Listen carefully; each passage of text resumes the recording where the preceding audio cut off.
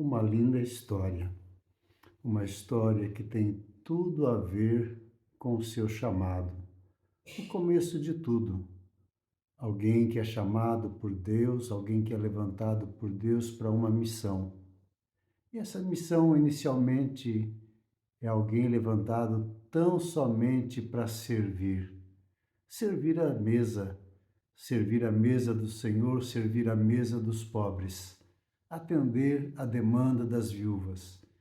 Este homem escolhido, diz a palavra, que ele é cheio do Espírito Santo, cheio de sabedoria, um homem levantado por Deus, um homem cheio do Espírito Santo que continua no seu ministério servindo a mesa, repartindo o pão material, mas também não deixando faltar o pão espiritual, compartilhando a palavra de Deus, pregando com ousadia, na unção e no poder do Espírito Santo.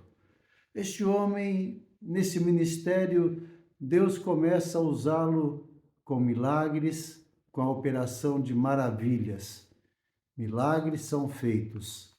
E nesse contexto de alguém que ouve Deus, alguém que obedece a Deus, alguém que está fazendo a vontade do Senhor, existe oposição, existe resistência.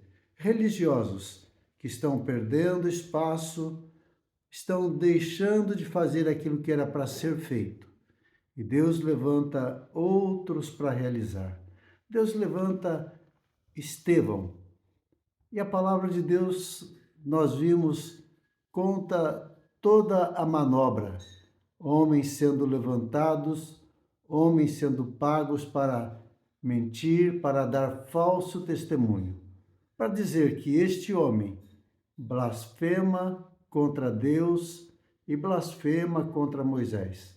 Diz que este homem fala a respeito do templo, que Jesus vai destruir o templo e vai mudar os costumes.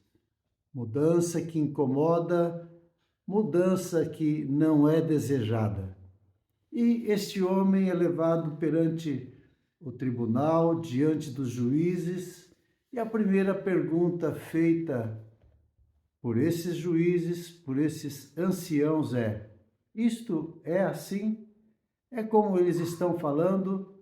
É dado a este homem de Deus o direito de defesa. E o que é que ele faz? Não há uma defesa, apenas apresenta a história. O que é que tem acontecido? Como é que aconteceu? Como é que é a história do povo de Deus? E ele inicia também falando de um chamado. Tudo começa com um chamado. Abraão sendo chamado por Deus para sair da sua terra, da sua parentela, para a terra que ele enviaria. E Deus o abençoaria e Deus faria dele uma bênção para todas as nações da terra. A história continua, profetas sendo levantados, homens sendo levantados. E a obediência. E essa história linda, essa história bonita, que se repete. Homens que são julgados, homens que são condenados, homens que tombam na sua caminhada, que são mortos e mortos por obediência. Este que está sendo acusado, nessa história que ele conta, na história do povo de Deus, naquilo que eles fizeram em relação aos escolhidos, em relação aos profetas, aqueles que foram mensageiros, porta-voz, trouxeram uma mensagem da parte de Deus e que foram rejeitados a sua pessoa, rejeitadas a sua mensagem e foram mortos.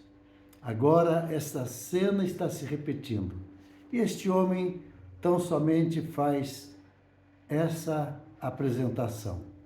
E ele começa a acusar.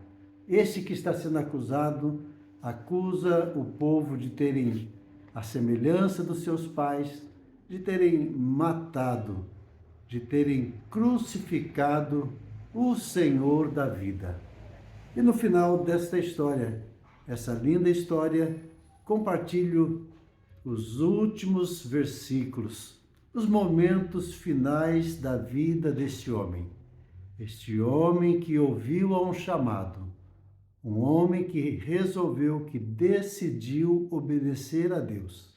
E o final é este, uma história linda e que termina também com um lindo final. E esse final diz respeito à sua própria morte. Ouvindo eles isto, enfureciam-se no seu coração e rilhavam os dentes contra ele. Mas Estevão, cheio do Espírito Santo, Estevão ainda cheio do Espírito Santo, ele olha para os céus e ele vê a glória de Deus e Jesus que estava assentado à sua direita. E disse: Eis que vejo os céus abertos e o Filho do Homem em pé à destra de Deus.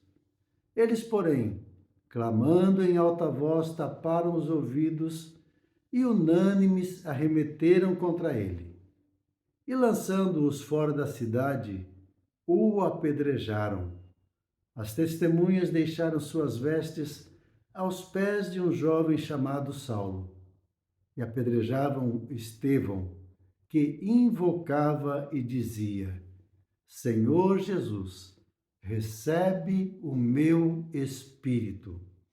Então, ajoelhando-se, clamou em alta voz: Senhor, não lhes impute este pecado. Com estas palavras, adormeceu. E Saulo consentia na sua morte. A defesa foi feita, o acusado faz a acusação contra aqueles que o estão condenando, aqueles que desejam apedrejá-lo. E esta cena me faz lembrar do momento em que religiosos também, escribas e fariseus, vão até a presença de Jesus e falam e pedem a sua opinião de uma mulher que foi apanhada em flagrante adultério. Eles dizem: a lei, Moisés nos ordena que tais mulheres sejam apedrejadas. E perguntam a Jesus: e tu? O que é que o Senhor diz? E temos aqui uma maneira de Jesus intervir. E Jesus interviu e não permitiu que esta mulher fosse apedrejada.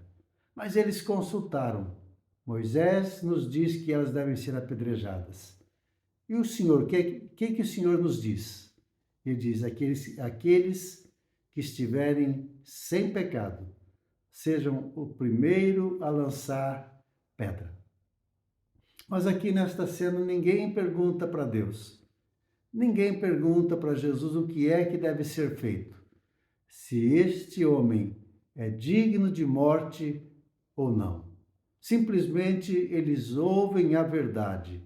Eles ouvem aquilo que a palavra de Deus nos ensina, aquilo que este homem com tanta propriedade faz. Um relato da história, um relato daquilo que aconteceu, daquilo que os nossos pais, os nossos antepassados fizeram. E traz essa verdade para o presente e mostra o mesmo pecado sendo cometido por esta nação, por este povo. Mataram Jesus e agora o primeiro mártir, o primeiro servo, o primeiro cristão está sendo morto. Morto por inveja, porque não conseguem ouvir a verdade.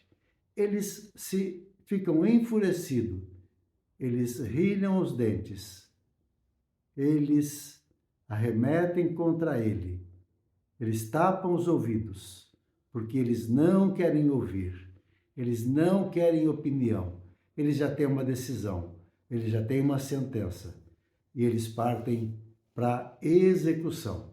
Um homem de Deus tomba, o seu sangue é derramado, mas a semente passa a brotar, esta semente passa a produzir muito mais frutos.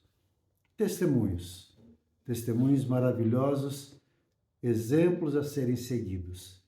Homens e mulheres que deram a sua vida por uma causa. E fica aqui o exemplo, mais um belo testemunho para ouvirmos e para meditarmos. Que Deus te abençoe. Tenha um bom dia, é o meu desejo e é a minha oração, em nome de Jesus.